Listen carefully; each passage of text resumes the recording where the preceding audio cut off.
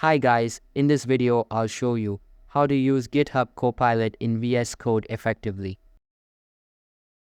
First of all, open the Visual Studio Code application on your PC. You'll see your recent project right on your screen. Now, navigate to the extensions section from the menu on the left-hand side. Then search for GitHub Copilot in the search bar. After that, click on the first extension that appears and select the Install button. Now patiently wait for the installation process to complete. Once installed, you'll be prompted to sign in using your GitHub account. Click on the Sign In button, authorize the action, and proceed with signing into your account. After signing in, return to the VS Code application and begin typing your code. GitHub Copilot offers a unique feature called Ghost Code, which predicts and suggests code snippets based on the context of what you're typing.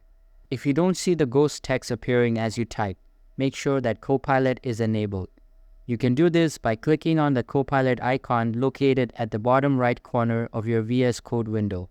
Another useful capability of Copilot is its ability to provide code suggestions directly from comments. Simply type your query in a comment and press the Tab key to accept the suggestion. For incorporating parts of Ghost Code into your work, use the Control key and arrow keys to navigate and select specific parts of the suggested code. Moreover, GitHub Copilot excels in predicting entire lines of code. For instance, as you start typing, Copilot will anticipate and propose the necessary numbers or variables needed to complete your line of code. Additionally, there's a feature called inline commands. By pressing Ctrl+I keys simultaneously, a prompt bar will appear where you can enter a query. The AI will respond with an answer which you can accept by pressing Accept or Dismiss by pressing the Escape key. You can also use the inline commands while coding.